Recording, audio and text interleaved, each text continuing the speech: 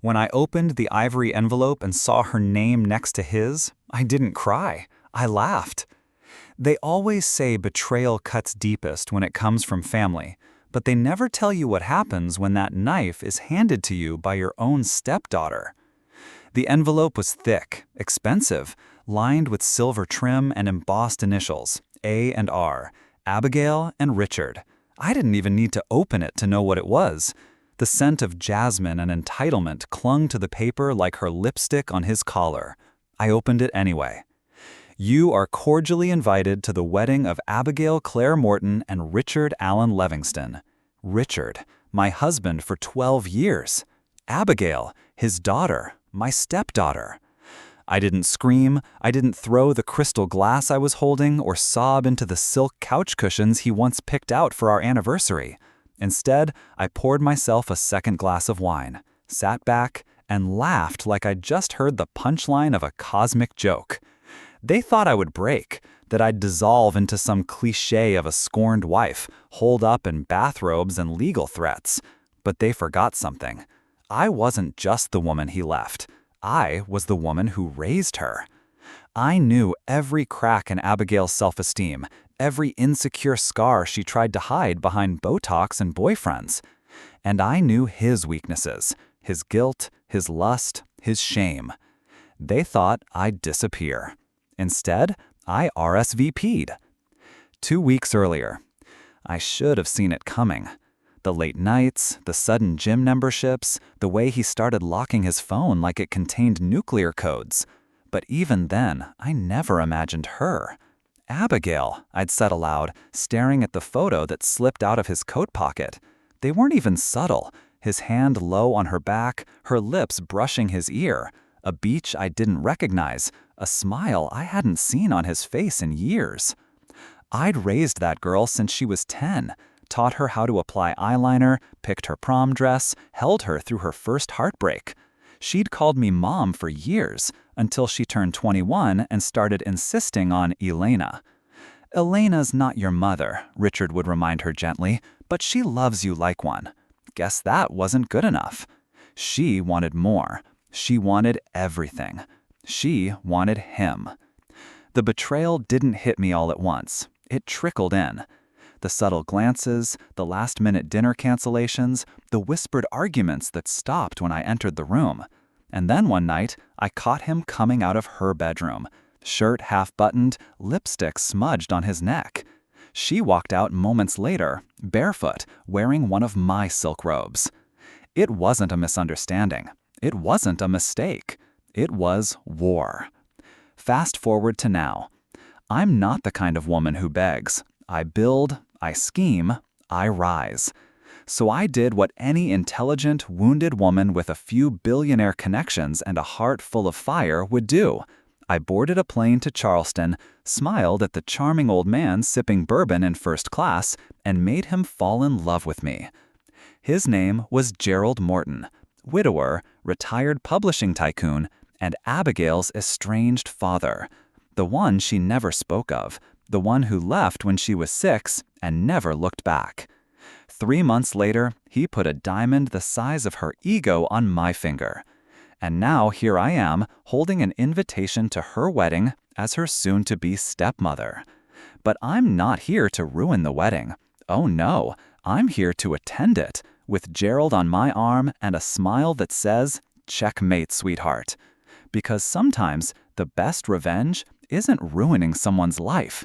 It's rebuilding your own in a way that towers over their wildest dreams, while they choke on the ashes of yours. And this was just the beginning. The rehearsal dinner was held at a vineyard on the outskirts of Napa, elegant, overpriced, desperate to feel like old money.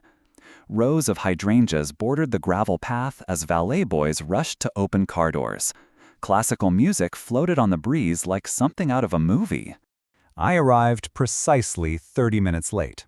Not too soon to look eager, not too late to appear petty. Just enough time for her to sweat. When I stepped out of Gerald's Bentley, the entire courtyard went quiet for a beat too long. The clink of silverware paused. Conversation thinned into silence. I didn't need an introduction. The whispers filled in the gaps. Isn't that? That's Richard's ex-wife. No, that's Abigail's stepmother now. Wait, what? My white satin dress hugged my figure perfectly, off the shoulder, floor length, the kind of gown you'd expect to see on a bride, because that's exactly why I chose it. Diamonds framed my neck, a wedding gift from Gerald. My lips were stained rosewood red, my expression unreadable. Abigail stormed over like a fireball wrapped in chiffon. Her fiancé, my ex-husband, followed closely behind, jaw clenched, face pale. "Elena," she said sharply, "we need to talk." "Oh," I blinked innocently, "not Mom today?" Her nostrils flared. "Why are you here?" I tilted my head. "You sent me an invitation." "I didn't think you'd actually come." I sipped my champagne. "You're marrying my ex-husband. I'm marrying your father. We're family now, aren't we?" Richard looked like he wanted the ground to swallow him whole. "This is inappropriate." "So was what you did in her dorm room 3 years ago," I replied smoothly, locking eyes with him. "But you didn't seem too worried about propriety then." They seated me at table 5. I moved myself to table 1. No one dared stop me. Gerald, charming and oblivious to the tension, or pretending to be, pulled out my chair and kissed my temple. "You look divine tonight, my love." Across the table, Abigail seethed.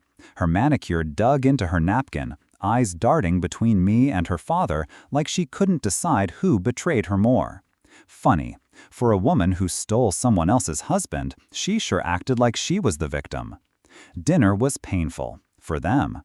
I made small talk with the mother of the groom, offered compliments on the wine selection, asked Richard if he remembered the time we got lost in Tuscany and had to sleep in the back of our rental car.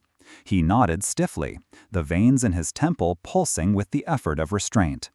"Remember that little inn with the lavender soap?" I added with a warm smile. "You said it was the best night of your life." Abigail excused herself to the restroom. Gerald followed her 10 minutes later, concerned. I stayed seated, soaking in the heat of the room's attention like sunlight on skin. Later that night, back at our hotel, Gerald laughed as he removed his tie. "You certainly stirred the pot," he said, amused. I watched him from the vanity, slowly removing my earrings. "They stirred it first. I'm just setting the table." He turned serious. "Are you sure you're ready to marry me with all this chaos going on?" I met his eyes in the mirror. "Gerald, I adore you, but let's not pretend you didn't enjoy every second of walking in with me tonight." His smile betrayed the truth. "You're intoxicating." That's what they all said. At 2 a.m., I received a message from an unknown number. "You've made your point. Now go away." I stared at the screen, then typed back. "You stole my husband. I'm not leaving. I'm hosting brunch." The morning after the rehearsal dinner, I hosted brunch. Yes, hosted.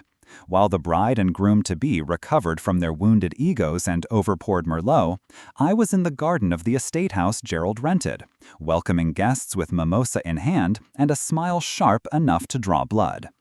"Did you try the lemon scones?" I asked sweetly, as the former CEO of Levingston Publishing nodded awkwardly. "They're made from the same recipe Richard's mother taught me. He always preferred them over anything store-bought." Abigail showed up late. Hair still damp from the shower, no makeup, wearing a sundress that looked more like an apology than a fashion statement. She hovered near the edge of the gathering, looking for Richard, who hadn't arrived. Or maybe she was looking for me. She found me pouring orange juice for her father. "Elena," she said, her voice clipped. I turned. "Abigail." She looked around at the guests, then lowered her voice. "What the hell are you doing?" "I told you," I said, "hosting brunch." "This isn't a game. You're humiliating me." "No, darling," I said, "you did that yourself." Later that day, Gerald took a call from his lawyer about finalizing our prenup. I slipped away to the estate library, pretending to need a moment of quiet. But I didn't go there for peace. I went hunting. You see, this estate wasn't just any rental. It was Abigail's childhood home, one of many her mother left in the divorce before disappearing into a spa resort lifestyle in Scottsdale. And this place? It was filled with memories Abigail probably thought were long buried. I started upstairs. Third bedroom on the left. Walls still faintly pink under layers of white paint. Closet still smelled like vanilla lotion and dusty perfume. And behind the top shelf, tucked between an old yearbook and a broken hair straightener, I found it. A journal. Leather cover. Pages curled with time. Her name etched inside in gold. Abigail C. Morton. I shouldn't have read it. But I did. Because when a woman steals your husband, you're allowed to read her soul. Page after page, confessions poured out. Insecurities, daddy issues, jealousy. And then, I think I love him. It's wrong, but it feels right. He looks at me like he used to look at her, only me, like I'm not broken. And another. She found my lipstick in his car, played dumb. I think she knows. She always knows. I hate her for it. And then, something else. I took the test, the second one, just to be sure. It's his. He says it doesn't change anything, but I see the fear in his eyes. She can't find out. I froze. Pregnant? Not anymore. There'd never been any baby in the picture. So what happened? Miscarriage? Abortion? Or was it something darker? I took a photo of the entry, sent it to a friend in New York, a specialist in data recovery and digital forensics. Told him I needed all hospital visits under Abigail's name from the last 3 years. He texted back 10 minutes later. 1 ER visit in Chicago, OBGYN department, listed under pseudonym Anna L.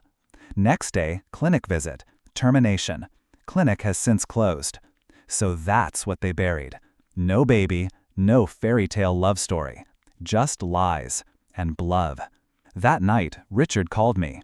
He was drunk, his voice slurred, but not enough to mask the regret. Elena, you didn't deserve it. Any of it. Any of it? I asked. You sleeping with her or lying about it for a year? He paused.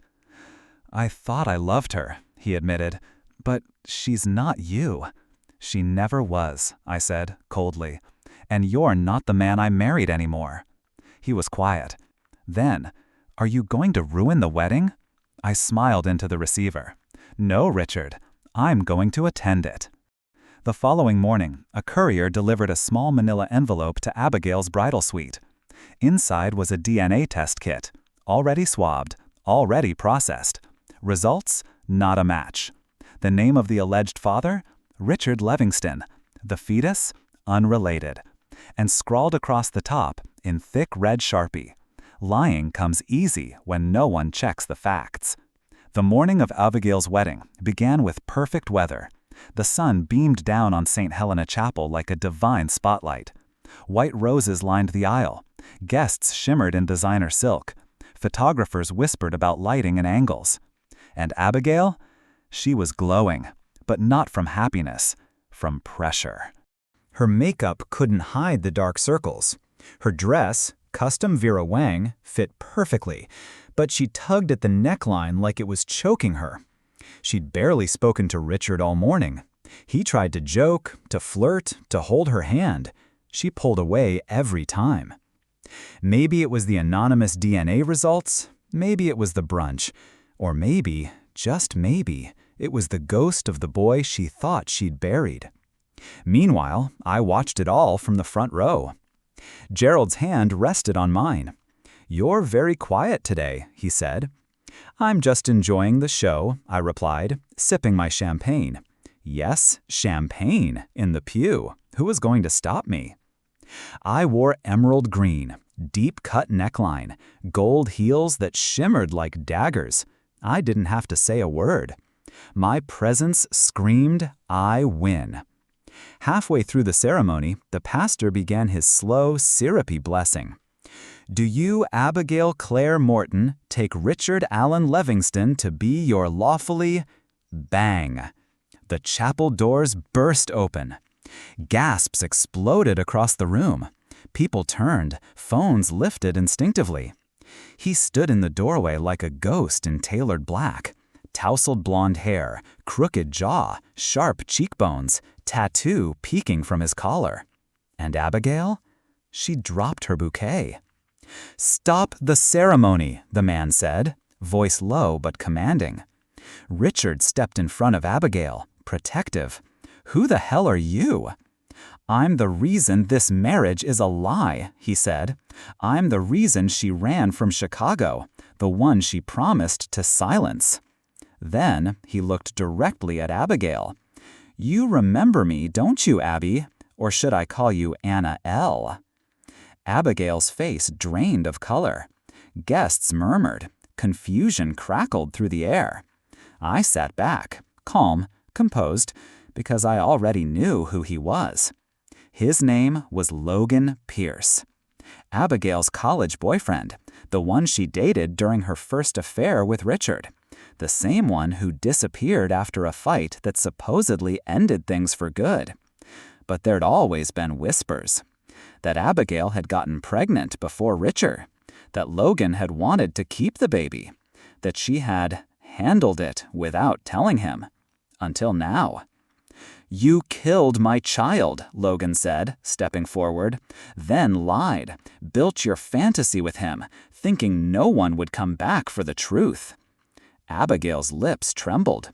"You don't know what you're talking about." "I know I submitted a DNA test last week," he said, holding up the same manila envelope I had sent. Richard's hands curled into fists. "What test?" Logan tossed it at his chest. "Ask your fiancé." The pastor stepped back, helpless. The audience froze, torn between decency and curiosity. Abigail turned to Richard. "It wasn't like that." "You told me I was the only one," he said. "You said it was mine." "I needed you to stay. I was scared." "And when you weren't scared anymore," he asked, "you let me marry you anyway?" Abigail's silence was answer enough. I stood. "My apologies," I said, stepping forward in heels that echoed through the chapel like gunshots. Richard looked at me, hollow-eyed. "You did this." "No," I said gently. "You both did this. I just handed them a microphone." Logan glared at Abigail. "You lied to me, lied to him. You don't get to rewrite history and call it love." Abigail shook her head. "I didn't want to hurt anyone." "You didn't want to lose anything," I corrected. The ceremony was over. No announcement needed. The silence was declaration enough. Guests started to leave.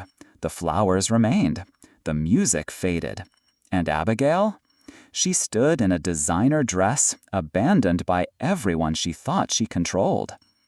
Later, in the empty bridal suite, I found her alone. Mascara streaked, barefoot, her veil on the floor like a surrendered flag. I handed her a tissue. "You destroyed everything," she whispered. I smiled. "No, darling, you did. I just lit the match." She looked up at me, eyes glassy. "Are you happy now?" I crouched down beside her, eye to eye. "I'm not here to be happy," I said. "I'm here to be free." The headlines hit by noon. "Runaway bride exposed at Napa scandal wedding." "Publishing tycoon's daughter caught in affair with stepmother's ex-husband." "Double betrayal, a wedding, a miscarriage, and a DNA bombshell." It was everywhere. Page 6, TMZ, even Vanity Fair online. The story was too juicy, too messy, too perfect to ignore. By the time Abigail made it back to her hotel suite, the damage had been done. Paparazzi swarmed the lobby. Staff whispered behind polished smiles. Gerald had already called his PR team. His instructions were clear. Shield my name, protect Elena, let Abigail hang herself with her own rope. I didn't even have to say a word. That was the beauty of power. It did all the talking for you. Richard, for his part, vanished. Some said he went to Tahoe. Others claimed he checked into a rehab clinic for stress. I didn't care. Abigail sent me one text. "You win." I didn't respond, because the game wasn't over yet. 2 days later, Gerald surprised me over breakfast with a velvet box and a single question. "Let's get married now, before the story cools, before the noise fades. Let them see what elegance looks like after the fire. I blinked at the emerald-cut diamond glistening in the sunlight. You want a wedding this week? No, today. By 4 p.m., I was walking down the aisle of a glass greenhouse in Sonoma, an intimate ceremony surrounded by orchids, string quartets, and a guest list curated to make Abigail's social circles weep. No photographers, no leaks, just luxury. And yes, I wore white again. Because why not? I had nothing to hide, no secrets to swallow, no lies clinging to my hemline like regret. Gerald looked at me the way every woman wants to be looked at once in her life, with reverence, like I was a cathedral, not just a woman. The man who gave me everything after the one who took it all away. That night, as we lay in bed, he turned to me. "She'll come after you," he said, "eventually." "She already did," I whispered, brushing a hand down his chest. "No," he corrected, "you didn't survive, Elena. You won." Somewhere across the valley, Abigail sat in silence. The ring she stole from my finger had been pawned. Her inbox was flooded with revoked RSVPs and burned bridges. The industry Gerald once ruled now saw her as a liability. No more dinner invites, no more red carpets, no more trust fund brunches. Because no one likes a woman who bites the hand that raised her and then chokes on her own ambition. At 3 a.m., I stood on the terrace of our honeymoon suite, sipping champagne in silk. My phone buzzed. An unknown number. No message, just a photo. It was of Abigail, hair messy, eyes bloodshot, standing alone outside the ruins of what was meant to be her wedding venue. A caption was scrawled at the bottom in black ink. "You took everything from me." I smiled. Typed back, "No, you gave it away. I just picked up the pieces." 2 weeks after our wedding, the silence broke. I knew it would. Women like Abigail don't disappear quietly. They rebrand. The first sign, a teaser clip from a major network. Exclusive. Abigail Morton breaks her silence. They painted me as a monster. But what would you have done if your stepmother stole your father and your heart? This Sunday, 8/7/C. The clip showed her seated on a velvet couch, legs crossed, posture soft, eyes glassy with just the right amount of regret. The production team had earned their paycheck. The internet lit up in minutes. #AbigailSpeaks trended on Twitter. Sympathy posts popped up. A few influencers even called her brave. But I wasn't worried, because while she was out giving teary confessions to camera crews, I was 3 steps ahead, where I always was. That same day, Gerald and I had lunch with an old friend of his, Penelope Shaw, executive producer of the very show Abigail had signed with. Over martinis and Wagyu sliders, I asked sweetly, "Tell me, Penny, how much editorial control does Abigail really have?" Penelope smiled. She signed a boilerplate, no script approval, no final cut. Gerald chuckled. "So, she walked into a lion's den wearing Chanel." Penelope raised her glass. "And I'm the one holding the leash." I sent her a small envelope later that night. Inside, a USB drive. Contents, years of Abigail's voice memos, texts, photos, and one audio file that would make any publicist faint. He thinks I love him. I don't. I just want to beat her. I want what she has. Always have. The metadata was clean. The audio, crystal clear. I didn't need to smear her. I just gave the producers a choice. Make it messy or make it viral. Guess which they chose. The interview aired 3 nights later. It opened exactly how she wanted. Soft lighting, sad piano, the narrative of the misunderstood girl who only wanted love. She spoke about pain, about abandonment, about being caught between 2 people who should have protected me. She even cried. And then they aired the clip, the voice recording, her real voice, no tears, just venom. I just want to beat her. The music stopped. The host went silent. The internet exploded. Reddit threads dissected every second. TikTok edits transformed her into a meme. Influencers deleted their posts. And the hashtag changed from Abigail Speaks to Abigail Exposed. Her publicist quit the next day. Her brand sponsorships? Gone. By the end of the week, she was dropped by her management entirely. Richard resurfaced in a podcast interview, trying to distance himself from the wreckage. "She wasn't well," he said, eyes puffy, voice cracking.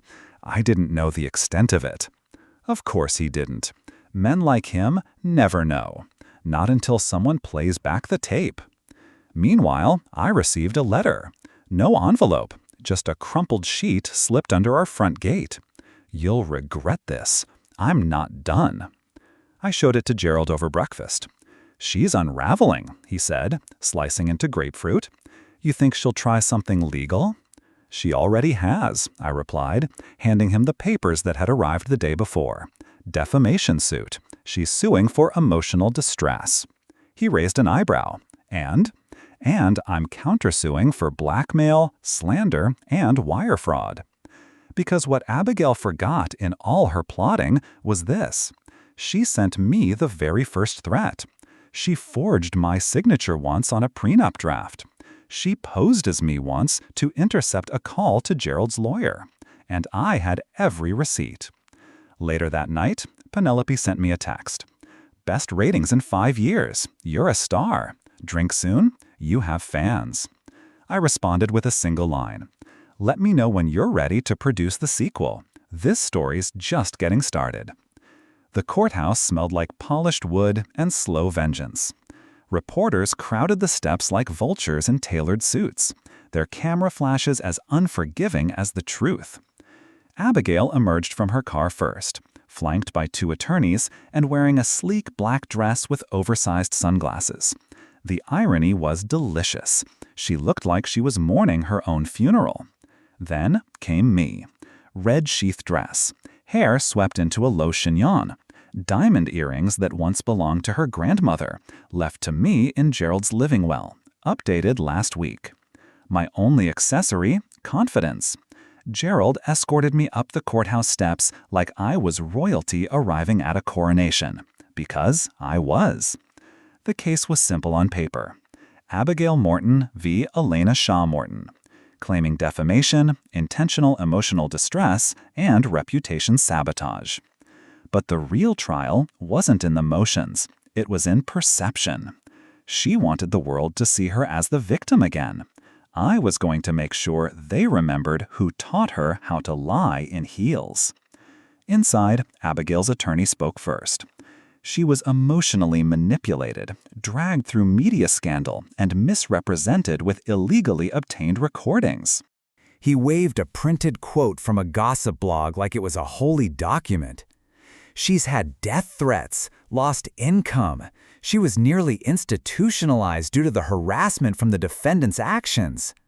"Objection," my lawyer cut in.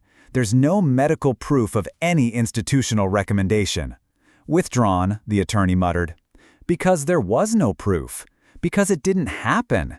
Because, like always, Abigail was performing." When it was our turn, my attorney began with quiet power. "We have timelines, we have texts, we have signed NDAs she violated when she gave that interview, and, most importantly, we have intent." Then he dropped the bomb. "We also have a witness." Gasps, murmurs. Abigail froze. She hadn't expected this. A side door opened and in walked Logan Pierce. Yes, that Logan. Clean-shaven, suited, no longer the wreck who'd burst into a chapel. He looked like a man who had found purpose. He took the stand. "I dated Abigail. I was with her before, during, and after her affair with Richard Livingston. She lied to both of us." He pulled out his phone and displayed a string of messages, ones Abigail had sent him after the wedding disaster. "Say it was fake, that I was forced to lie. I'll give you $50K if you flip the story." He'd never responded, but he'd saved the message. and submitted it into evidence. Abigail's face turned to stone. Her lawyer asked for a recess. The judge refused. The case was dying and fast.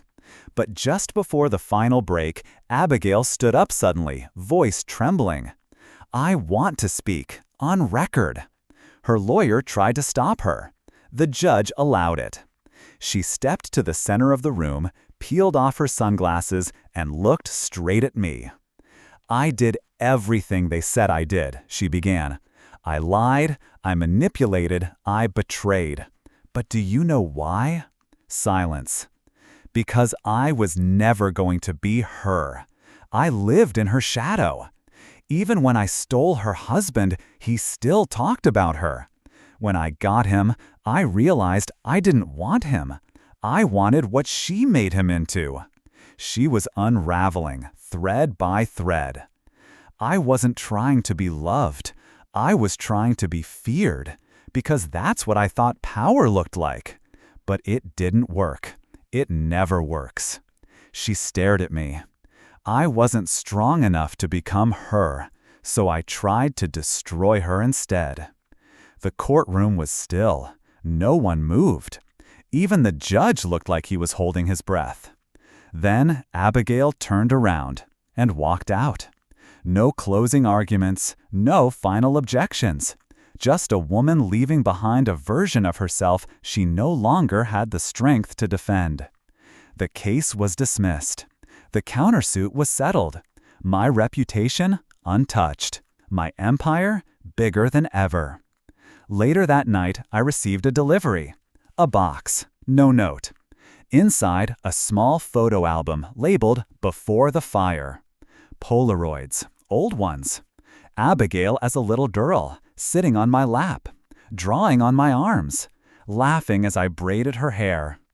I stared at it for a long time, closed the album, lit a match, and dropped it into the fireplace. Some memories weren't worth salvaging. 3 months passed. No interviews, no paparazzi, no public scandals. Abigail vanished. Not in a literal sense. Her bank account still pinged activity from a prepaid card. Her name appeared once at a wellness retreat in Sedona, but she was no longer in the game. No articles, no posts, no revenge plays. She was gone. And I should have felt peace.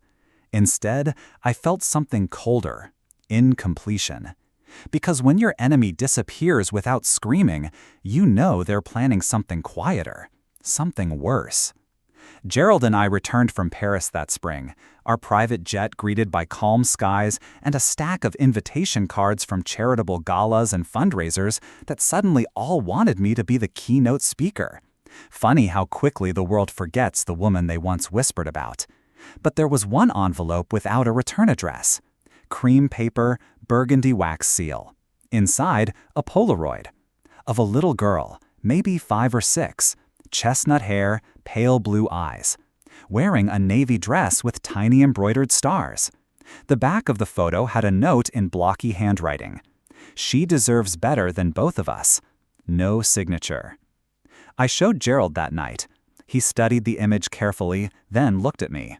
"She looks like..." I know. My chest tightened in a way I hadn't expected. I hadn't wanted to expect it. It couldn't be possible. But I also knew Abigail well enough to know she didn't bluff. The next morning, a manila envelope appeared under our door. Inside was a birth certificate. Name, Amelia Clare. Mother, Abigail Morton. Father, unknown. Date of birth, 5 years ago. Place of birth, private clinic in Madrid. I did the math. Madrid. Richard had done a 6-week publishing deal in Spain that year. I wasn't invited. So she had a child and kept her hidden? From Richard? From the world? And now, she wanted me to have her? I spent the next 2 days calling lawyers, clinics, anyone with records. Abigail had covered her tracks well. Fake names, sealed files, European laws that kept paternity tests under wraps. But the truth was there. Buried in a notarized affidavit filed in a Madrid court 6 months ago. Full custody granted to the child's mother. with an attached postscript. In case of my death or disappearance, custody to be granted to Elena Shaw Morton. I stared at it for an hour. Elena, not Gerald, not her biological father. Me. Why? I flew to Madrid that weekend, alone. Found the address on the documents, a small apartment tucked into the old part of town. A woman answered, a caretaker. Spanish, mid-50s, warm eyes. She'd been paid in advance for 6 months. The child, Amelia, was inside, drawing butterflies on the tile floor. She looked up when I entered, smiled, didn't flinch, didn't hide. She ran to me, hugged my legs like she knew me, like she remembered something in me she couldn't name. And I broke, dropped to my knees, held her like I'd lost something I never realized I'd wanted, that gifted her to me. That night, I sat on the caretaker's balcony, watching the sun burn orange over the Spanish rooftops. My phone buzzed. Unknown number. A single message. You win. She's better off with you. Just don't let her become me. No name, but I didn't need one. Abigail wasn't gone. She was in hiding, somewhere far. Maybe dead, maybe reborn. But she'd left behind the one thing in her life she hadn't managed to ruin, and gifted her to me. Back home, Gerald watched me hold Amelia for the first time in our garden. She looks like you, he said. She looks like who I used to be, I replied. And I meant it. Not the woman they painted on magazine covers. Not the vengeful wife. Just a woman who'd lost so much, and somehow still had something worth saving. 3 months into Amelia's new life with us, things almost felt ordinary. She giggled at cartoons in the morning, got blueberry jam on every white dress I owned, and left glitter crayons on the Versace wallpaper of my walk-in closet. Gerald adored her. I think she softened him in ways even I couldn't. He began reading her bedtime stories about queens and clever foxes, voices and all. I'd catch him sneaking extra scoops of gelato behind the staff's backs. And me? I stopped thinking about Abigail, stopped checking news alerts, stopped waiting for the next battle. Until it arrived, hand-delivered, in the form of a blood-red envelope addressed to Miss Amelia Clare. The handwriting was shaky but unmistakable. Abigail's. Gerald opened it before I could. Inside, a pressed orchid, dried and brown at the edges, and a single line scrawled in black ink beneath it. Blood makes us family, but ashes make us one. No signature, no explanation, just that one haunting message. Amelia didn't understand it. She laughed, called the flower ugly, and ran off to feed her doll. But I knew better. Abigail had resurfaced, and she wanted her back. I doubled security at the estate, had background checks run on every employee again, assigned a private escort to pick Amelia up from school, disguised as a sweet-faced driver named Marcy who used to work for MI6. Gerald always had interesting friends. But still, the sense of safety was slipping. Because when someone's disappeared this long and chooses now to reappear, it's not a coincidence. It's a move. Days later, I visited the local elementary where Amelia had just started kindergarten. The principal looked nervous. There was an incident, she said, hands folding and unfolding on her desk. A woman came by last week asking to observe the class, said she was Amelia's biological aunt. We denied access, of course, but... But what? I pressed. She left a package on the front gate for Amelia. My stomach dropped. They gave it to me. It was a small music box, silver-plated, ornate, Spanish. Inside, it played the lullaby Duérmete mi niña, the one I remembered humming to Abigail after her night terrors as a teenager. The same one Amelia sometimes hummed in her sleep, unprompted. She'd never been taught it, not by me. That night, Amelia had a nightmare. She screamed for someone named Bibi, kicked, cried, whispered, "Don't take me, I want to stay." When she finally calmed, she clung to me like I was the last solid thing in a burning world. That was when I knew. This wasn't a memory. It was a warning. I hired a tracker. Discreet, ruthless, former Mossad. "Find her," I said. "Abigail, dead or alive." He nodded. "And when I do?" I didn't answer, because I wasn't sure what I wanted more, to forgive her or to finish what we started. 2 weeks passed. Then I got the call. "We found something," he said. "You're not going to like it." He sent me coordinates, a town outside Tangier, abandoned villa, broken windows, cigarette butts, a child-sized bed, walls covered in clippings from magazines, school flyers, photos of me and Amelia at the playground, a shrine, a lair, a graveyard of obsession. And in the center of it, scrawled in lipstick on cracked mirror glass, "She was mine before she was yours." I flew there the next day, alone. Found the villa exactly as described, and taped to the inside of the bedroom door, I found the last piece of the puzzle. A faded ultrasound image, labeled Amelia C. Date 7 weeks along. Patient Anna L. Abigail's alias. She'd kept it all this time. Proof that the one thing she could create, could grow, had been taken from her. And maybe she'd decided to take it back. When I returned home, Amelia was coloring at the table. She looked up, smiled. "Where'd you go, Mommy?" I knelt beside her, brushing hair from her eyes. "To protect you." She blinked. "From what?" I kissed her forehead. "From the person who made you, but forgot how to love you." The day Amelia's seatbelt failed was the day I stopped believing in coincidence. It was a Thursday. Routine pickup from school. The driver, Marcy, ex-MI6, trained in evasive maneuvers and maternal patience, was driving under 40 miles per hour when the car lurched off the road. No collision, no other vehicles. But the passenger door flew open on a quiet curve, and Amelia's booster seat detached from its latch mid-turn. She tumbled sideways. Only the door's child lock, still engaged, kept her from being flung out completely. Scrapes, bruises, a fractured wrist. She could have died. Marcy was hysterical. I was frozen. And the mechanic's verdict was worse.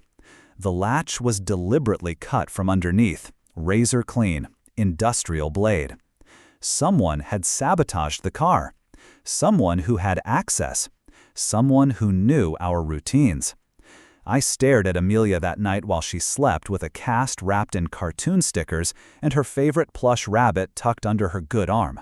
Her lips were parted, soft breathing, completely unaware that her life had almost ended because of someone else's vengeance. That was when I decided. Abigail would never find her again, because we were going off-grid. By morning, Gerald had already begun the arrangements. New passports, new identities, new trust accounts under shell corporations across 3 countries. He didn't ask questions. He just whispered, "Whatever you need, do it."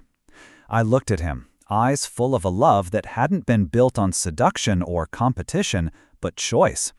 He stayed behind. Someone needed to remain visible.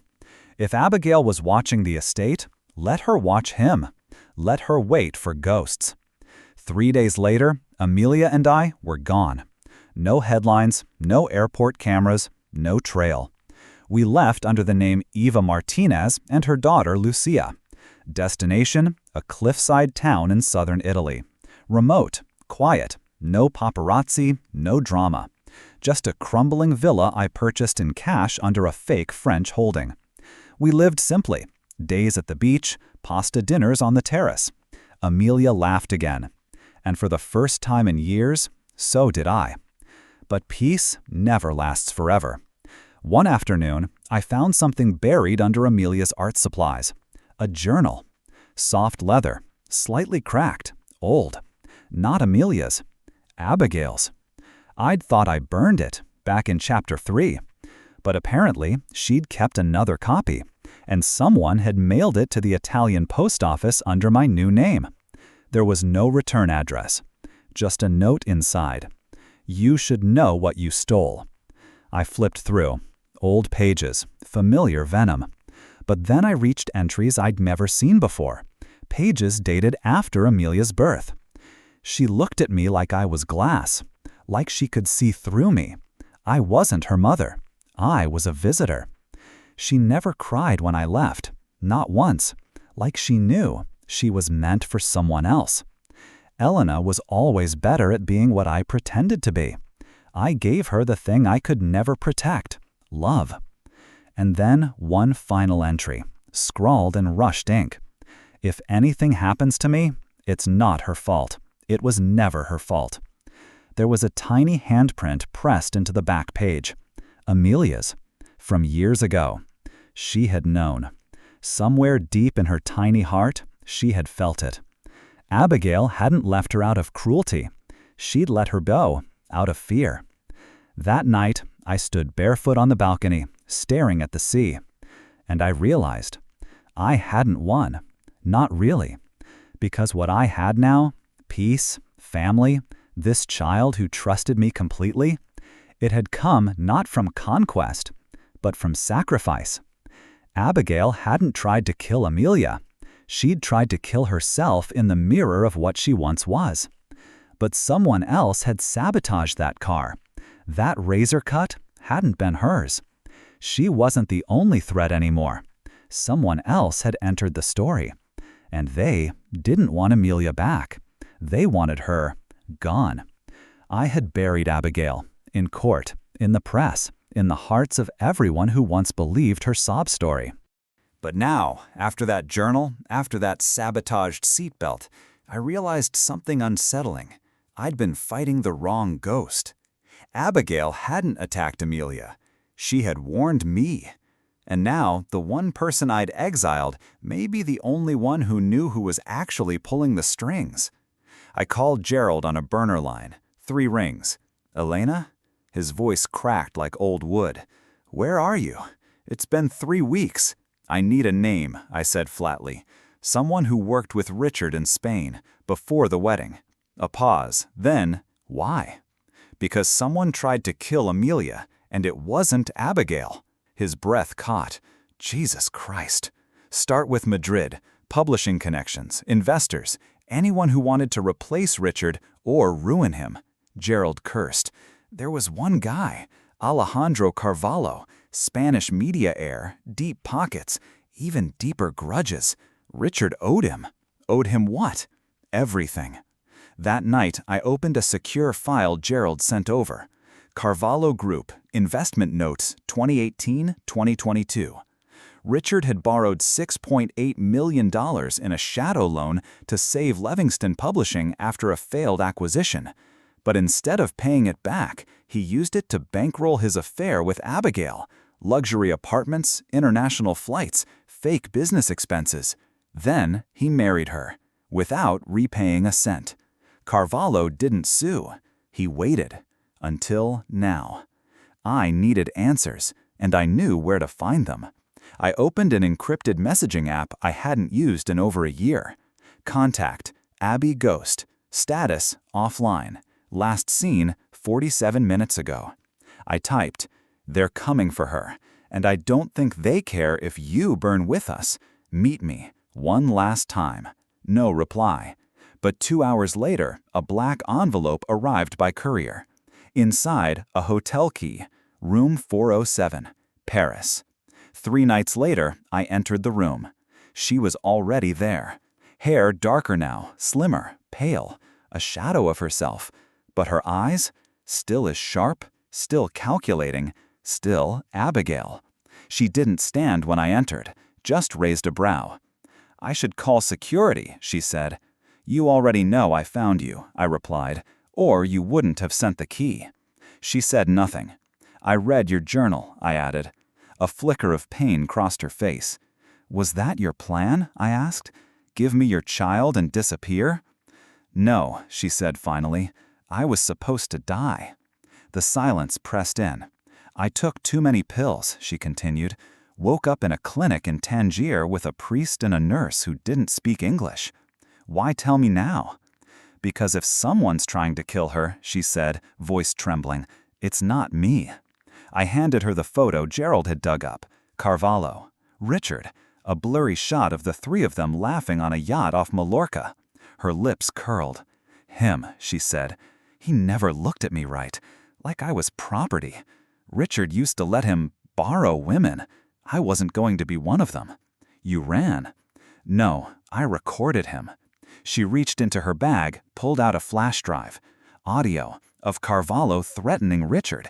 Said if he didn't pay up, he'd take the only thing he ever made worth having. I stared. He meant Amelia?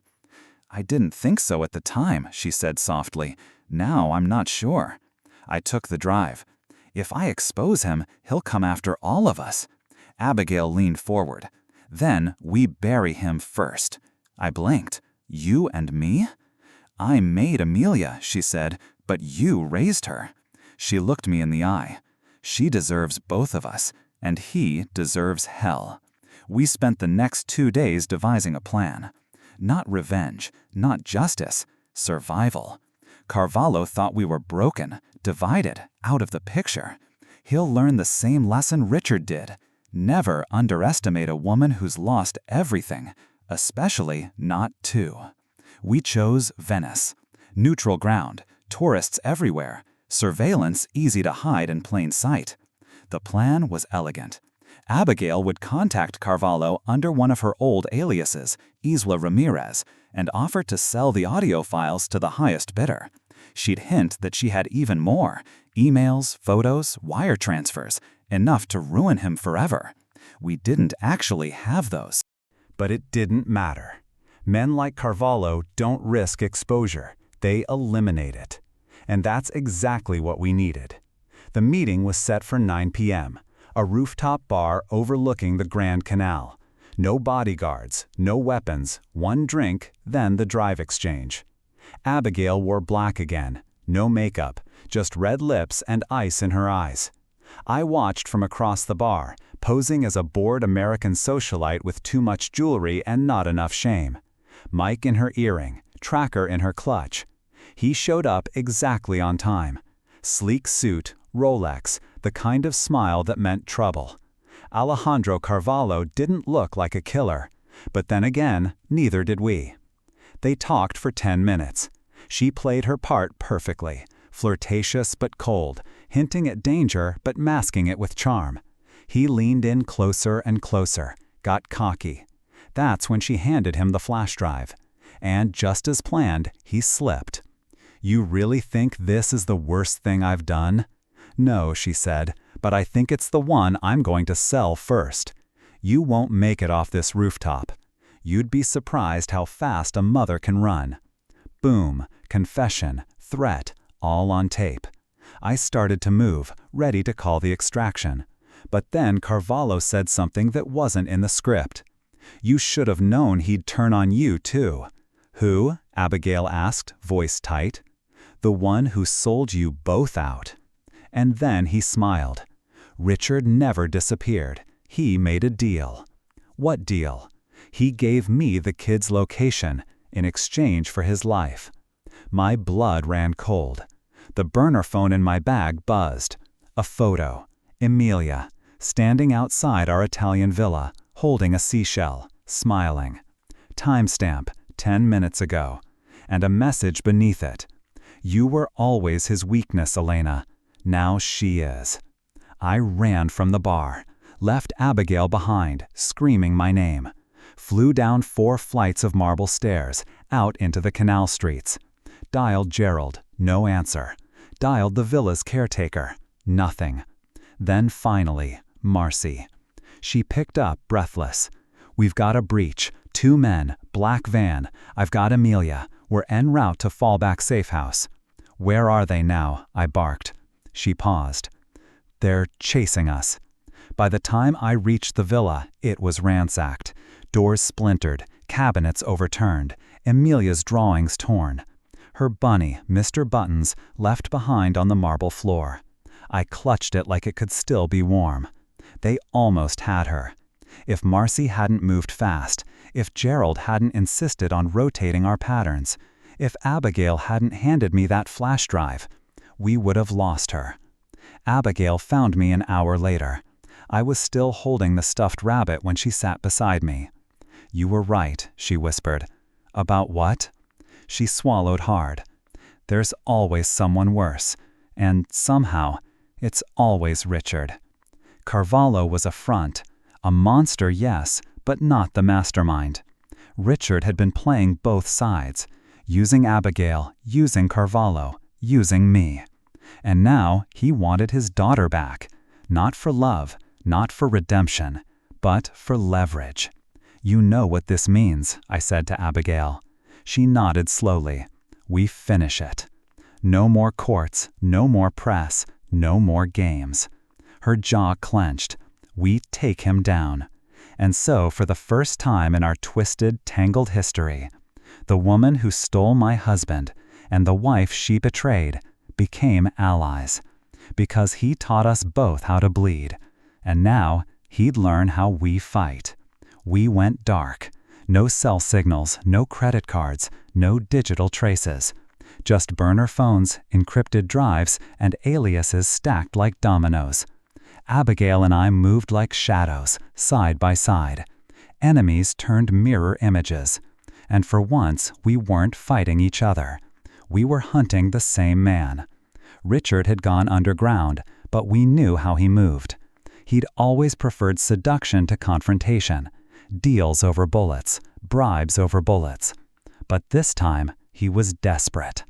Carvalho was gone, arrested by Interpol 2 days after the Venice sting.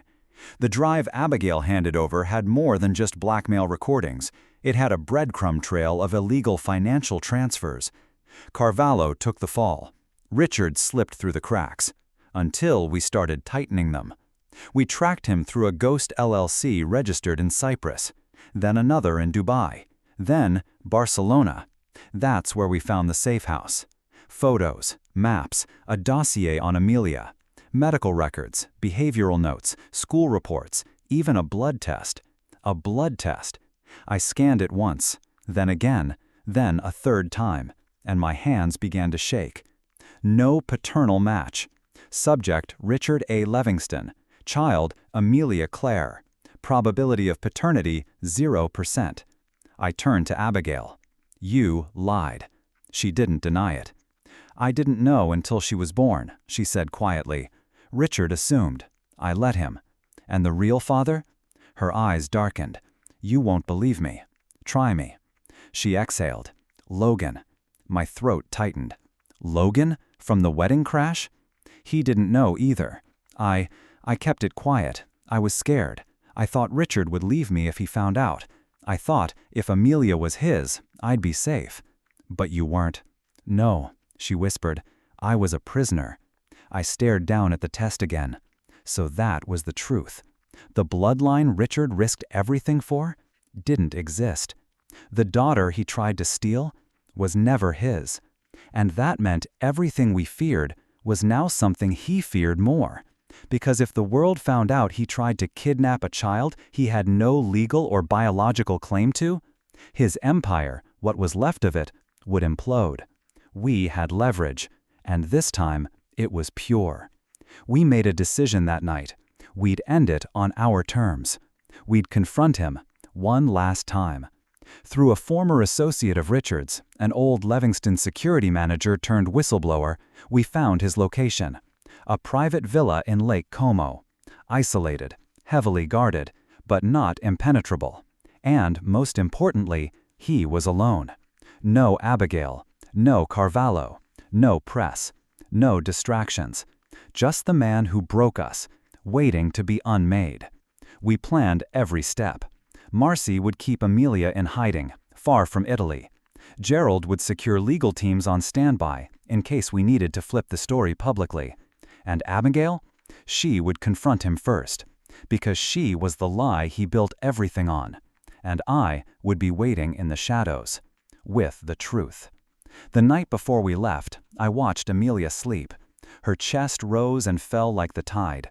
Her hand gripped Mr. Button's tightly. She had no idea what we were about to do for her, and I swore to myself, this was the last time her past would try to steal her future. Because Richard taught us how to destroy, but now we were going to teach him how to break. Lake Como was quiet that morning. Fog curled over the water like breath from something ancient. The air was heavy with a silence that knew too much. Abigail adjusted her scarf in the mirror of our rented car. Her hands didn't shake, but her eyes told the truth. "This ends today," she whispered. "I'll be 10 minutes behind you," I said, checking the mic sewn into the collar of her coat. "If anything feels off, you'll hear it. You'll hear it." She reached for the door, paused. "Elena," she said, "if I don't come back, you will." She nodded once, then disappeared through the wrought iron gates like a ghost finally returning to haunt the man who made her. The villa was grand, overgrown, sad in the way only wealth left unattended can be. He was waiting inside, Richard. A little grayer, a little thinner, but still with that same calculating smile. The kind that looked charming from a distance, but rotted on closer inspection. He poured whiskey as she entered. "You look good," he said casually, as if the last time they saw each other hadn't involved betrayal and a courtroom disaster. "You don't," Abigail replied. Still biting, he smirked. "I thought motherhood softened you." "You thought a lot of things," she said, stepping further into the lion's den. "Like thinking Amelia was yours." That stopped him cold. His glass froze midair. "I got your blood test, Richard." He tried to recover, failed. "You're lying." "No, you're irrelevant." She tossed the folder onto the table. 0% match. She's not your daughter. She never was. The silence cracked like thunder. He sat down slowly, looked at the test, then laughed, low and bitter. "All these years, all that money." "All that obsession," she corrected. He looked up at her, eyes darkening. "You let me believe she was mine." "You wanted to believe it," she said, "because it gave you control, gave you an excuse to keep her, to keep me. And when you couldn't, you tried to take her." "You don't get to judge me," he hissed, "not after what you did." "I never tried to kill her," she shot back. Then I heard it, the click of a safety. My pulse raced. I sprinted up the drive, into the trees, through the side path I'd memorized. He had a gun, and she was still talking. "You don't scare me anymore, Richard." He stood, pointed the pistol at her chest. "I gave you everything," he growled, "and you gave me nothing." "That's not true," she said, slowly lifting the edge of her coat. "I gave you the one thing you never had." "What's that?" "A witness." She pulled the mic from her collar, tossed it to the ground. His eyes widened. Too late. I was already at the door, gun drawn, safety off. "Put it down, Richard." He spun, saw me. His face twisted, rage, fear, disbelief. "Elena." "You always underestimated me," I said, "and her." He moved to raise his gun. 2 shots rang out. Mine. He collapsed, shoulder torn open, moaning. Alive. Barely. Police arrived within minutes, tipped off by the GPS in Abigail's mic. Gerald had called in the Italian authorities. No warning, no deal. Richard was arrested on the spot. Charges pending: attempted murder, child endangerment, kidnapping conspiracy, fraud.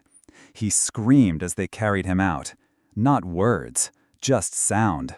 Like something feral being dragged back into a cage. Outside, Abigail leaned against the stone railing, breathing hard. "You shot him?" "Non-lethally," I said. She nodded. "Still, that was kinda hot." I laughed. Couldn't help it. And for the first time in a decade, We were free. Later, back at the safe house, I found a note tucked into my bag, scrawled in Richard's handwriting. She wasn't mine, but she was the last thing I believed in. You two were always better at taking things than loving them. I hope she forgets you both someday. I crumpled it, burned it in the sink. Because she wouldn't forget us. She would become us, only better. 1 year later. Spring unfolded in Italy like a slow confession. Sunlight creeping across the balcony, lemon trees blooming along the edge of the garden, and Amelia's laughter echoing down the old stone hallway of the villa we now simply called home. Abigail lived in the guest house. By choice. She'd left behind the makeup, the power dresses, the fame-chasing instincts. Most days she wore linen and silence. She painted, badly. She never asked for forgiveness. And yet, every morning at 7 a.m., she packed Amelia's lunchbox with handwritten notes and butterfly-shaped apples. I didn't forgive her, not fully, but I respected her, because we had both become something rare, mothers. Richard was serving time in a high-security facility in Spain. His lawyers had tried everything: mental instability, blackmail defense, even a desperate paternity appeal. It all failed. The final nail? A video. Leaked. Him confessing to orchestrating Carvalho's sabotage and signing off on Amelia's abduction. He'd lost his empire, his name, and any claim to the one person he tried to own. Amelia never asked about him. We never brought him up. Some things belong to the past. The day of Amelia's 6th birthday, she wore a paper crown and a sparkly tutu. The house was filled with people, our new family. Marcy brought a cake shaped like a unicorn. Gerald arrived with a telescope and 2 Italian greyhounds. Abigail handed her a canvas, something she'd painted. A mother and daughter standing on a cliff's edge, wind in their hair, a lighthouse in the distance. She didn't say who the figures were. She didn't need to.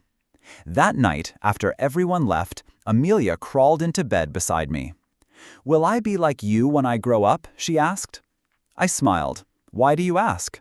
"Because you're strong, and people listen when you talk, and you make bad people go away." I kissed her forehead. "You'll be stronger." She blinked. "Stronger than you?" I nodded. "Because you'll never have to survive what I did. You'll just live." Later, I stood alone on the balcony, watching the waves kiss the cliffs. Abigail joined me. "She's more like you than she is like me," she said. I shook my head. "She's nothing like either of us." "She's better?" "She's free." We were quiet for a moment. Then she asked, "Do you ever regret it?" I thought about it. The betrayals, the fire, the courtroom, the violence, the lies. I looked back at the warm villa behind me, at the sleeping child who had once been the center of every storm. "No," I said, "because we burned everything down, and she grew out of the ashes." Final scene. 5 years later. A girl, 12 now, stands on a stage at her school. She holds a piece of paper and speaks with a calm fierceness. "My name is Amelia Clare. Some people think I was born from scandal, but I was actually born from survival. I live with 2 moms. One gave me life.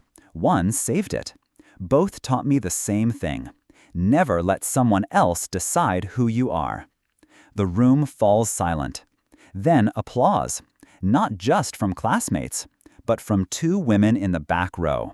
Different, flawed, forged by fire, but united in her.